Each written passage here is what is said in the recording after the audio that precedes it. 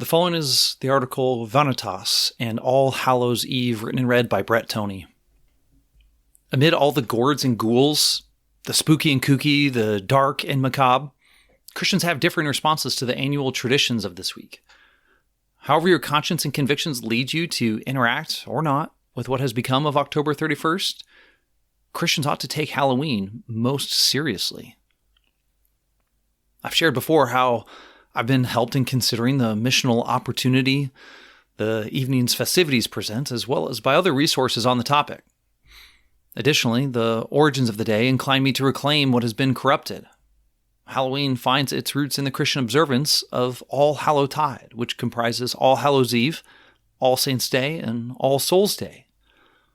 But a significant reason we ought to give serious thought and attention to the day is that the things being trifled with, including the devil, are absolutely real. Playing with reality. As my family strolls around the neighborhood on evening walks, we see more and more Halloween decor show up in yards as we move deeper into October. There's the yard with inflatable ghosts, the house with massive spiders, and another with a faux cemetery. My first thought is, where do you store all this stuff the rest of the year? That flutters away quickly to the observation that what is being touted as fun and games is, in fact, gravely real. Christians too easily default to an anti-supernatural worldview and a simplistic rejection of such things. Yet the Bible presents a world where witches are real, 1 Samuel 28, 3-25. Evil giants roam, 1 Chronicles 20, verse 6. Ghoulish spirits possess men and animals, Mark 5, 1-20. Unseen demonic darkness wages war, Ephesians 6:12. Fortune tellers, diviners, and necromancers are not mere hucksters and charlatans, Deuteronomy 18, 10-12. The creeping things of the earth are fearful, Exodus 8 and 10.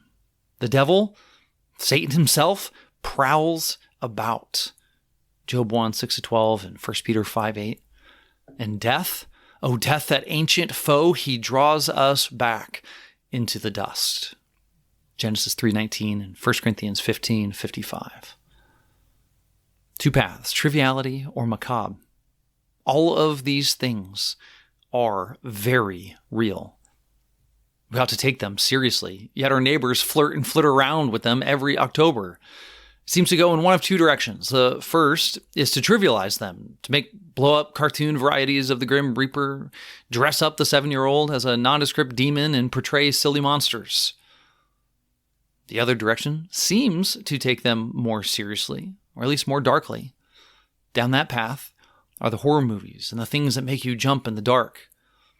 Such things tickle the fascination with what really might be at work in our world, yet engaging with the darkness in either of those directions fails to take it seriously.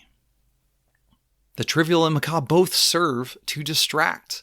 We can dismiss evil spirits thinking, oh, it's just a silly ghost, or that haunted house was a blast since nothing like that could ever be in the real world.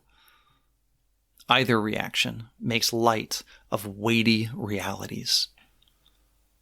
Vanitas art and memento mori.